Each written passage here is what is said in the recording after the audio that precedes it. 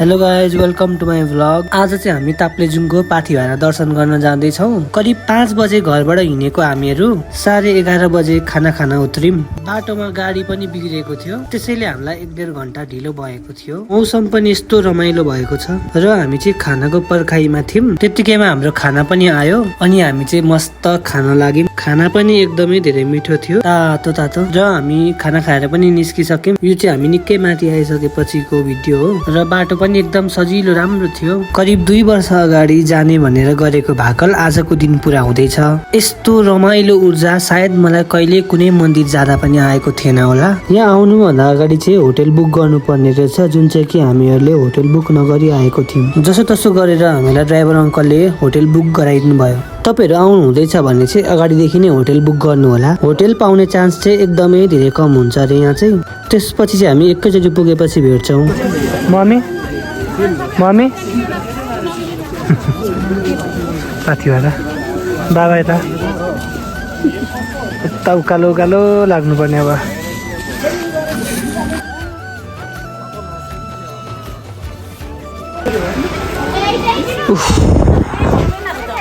अब चाहिँ हामी प्रवेश गर्न आँटेको, सिँढी चढ्न आँटेको। अब चाहिँ हामी उकालो लाग्यौँ। यस्तो हालत छ, पानी किन्नु हुँदैछ। चिसो चिसो चिसो चिसो हुसे लागेर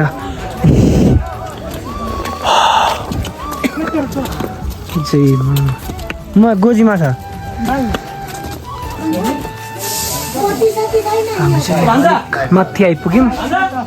अझै उकालो लाग्नुपर्ने छ, मम्मीलाई गाह्रो भयो।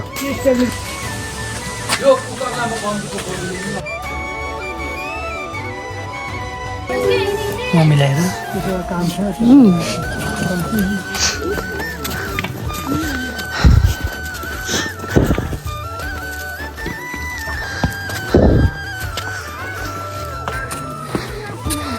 मम्मी के भयो, हिँड्नु न ल। अब कस्तो हिँड्नु गरेको यहाँ कस्तो भइरहेको छ भयो भयो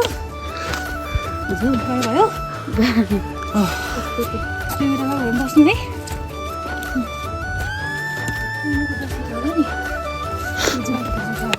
मम्मीलाई चाहिँ लेक लाग्न थालेछ।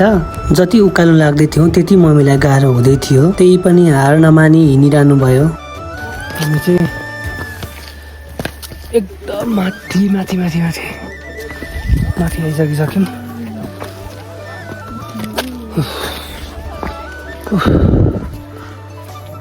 कस्तो रात्रिमा जग्गा त भन्नु कस्तो रिङ्गटा लाए जस्तो जस्तो भएको छ क्या।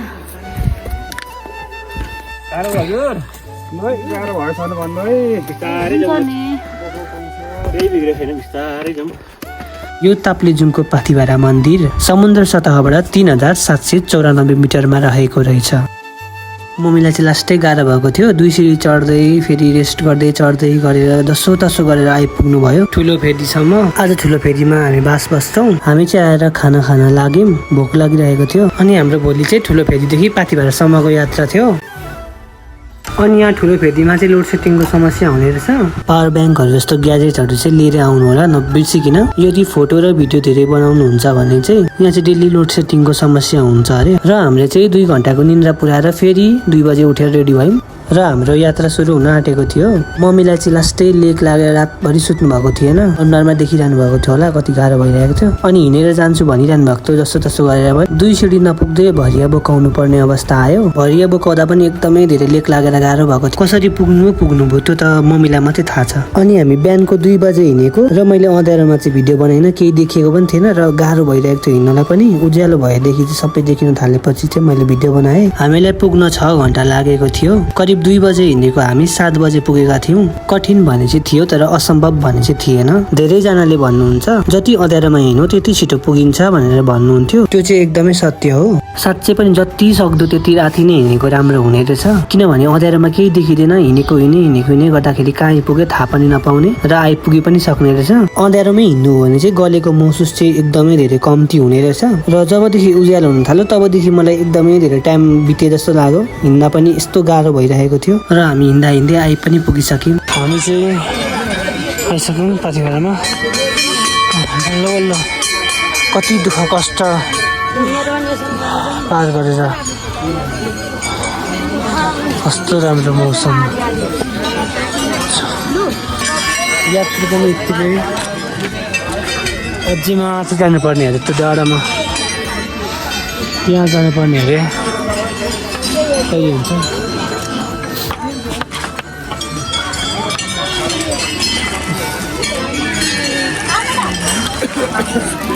मम्मीलाई भरिया बोकाउँदा पनि गाह्रो भएको मम्मी मन्दिरमाथि आएर यस्तो चङ्गा हुनुभयो। शनिबारको दिन भएर होला यस्तो भिड थियो कि हामी चाहिँ गेटदेखि नै दर्शन गर्दै गर्दै पूजा गर्दै गयौँ। यहाँ आएपछि एकदमै धेरै आनन्द खुसी लागेको थियो मलाई चाहिँ। पानी पनि हल्का हल्का परिरहेको थियो।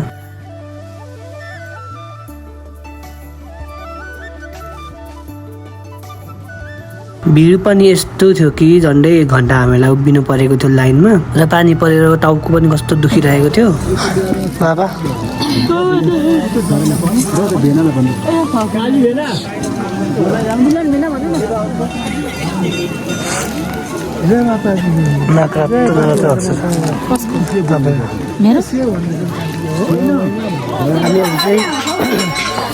दर्शन गरेर फर्किएको छौँ। के कस्तो भयो आज? राम्रो भयो पूजा आज पनि दर्शन गर्न राम्रो भयो, तर जाँदा साह्रै गाह्रो भयो, साह्रै गाह्रो भयो। अब फेरि मेरो नानालाई क्षमा मागेर अब चाहिँ उहाँ आउनु नसकिने रहेछ भनेर आइरहेको छु। बाबालाई अब आउनु नसकिने रहेछ। बाबालाई के कस्तो लाग्यो? अब घरबाट मनैबाट सम्झिने धेरै राम्रो हो।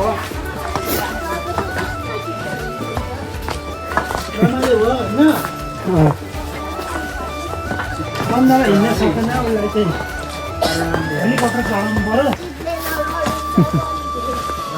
दुई चक्के हेलिकप्टर बाबा पनि माथि पुगेर त घन्टी पकडेर हे भगवान् मलाई शक्ति दिनु भन्नुहुन्छ। निर्मल कुवा पनि भइदिन्छ गङ्गा जल। पाथिभरा माता की जय हो।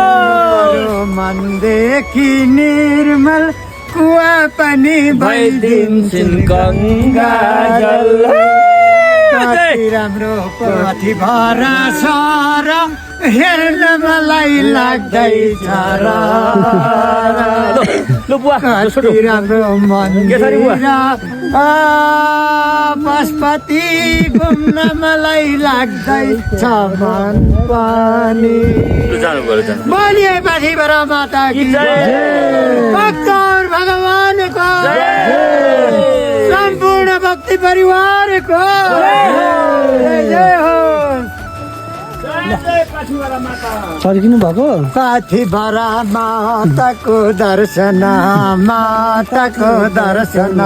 दर्शन गर्ने भक्तजन आएछन् माता डाँडैमा हामी झर्यौँ है अब घरैमा बुनु जाऊ है माथि दर्शन। हामीहरू मन्दिर दर्शन गरेर फर्किँदैछौँ। मुनि आइसक्यौँ। अब चाहिँ हामी धेरै मुनि आइसकेका छौँ। अब धेरै छैन होटेल आऊ।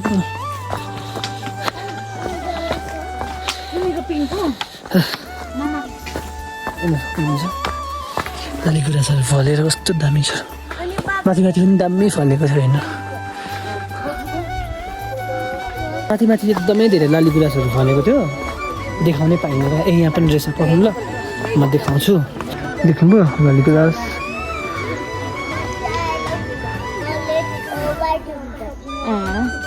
यो सबै लाली गुराँसको रुख हो यहाँ भएर त सबै लाली गुराँस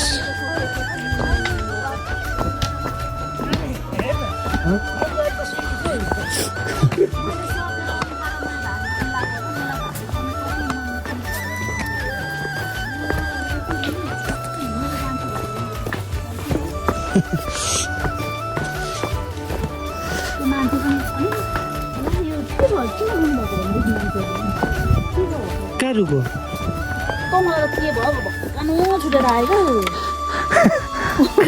हो साँच्चै उहाँ पुगेको जुन अघि बाबालाई खिचिदिने थिएँ हो त्यहाँबाट त्यहाँ बमिट गरेँ त्यहाँभन्दा तल होइन कहाँ त्यहाँ भन्नाले घन्टी भएको अलिक मलाई अलिक छानमा पनि भयो क्या जिउ अन्त पछि हिँड्नु जाउँ भने चढेँ अनि चाहिँ मलाई कस्तो नराम्रो लाग्यो क्या मलाई के भयो भयो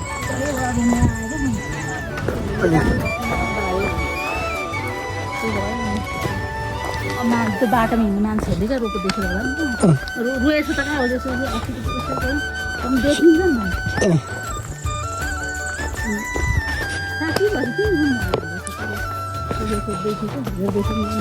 र हाम्रो यस्तै भयो दर्शन अनि हामी चाहिँ होटेल गएर खाना खायौँ अनि खाना खाएर हामीले ब्याकप्याक गरेर हामी फर्क्यौँ फर्किँदाखेरि यस्तो पानी परेको थियो त्यसपछि चाहिँ हामी गाडी चढेर लाग्यौँ घरतिर घर फर्किएको देखाउन चाहिँ मिलेन किनभने हामी रातारातै घर फर्केको पुग्दाखेरि 3-4 बजेको थियो होला अँध्यारोमा केही देख्दैन पनि थियो त्यही भएर भ्लग गरिन यस्तै हो भ्लग भेटौँला अर्को भ्लगमा तबसम्म बाई।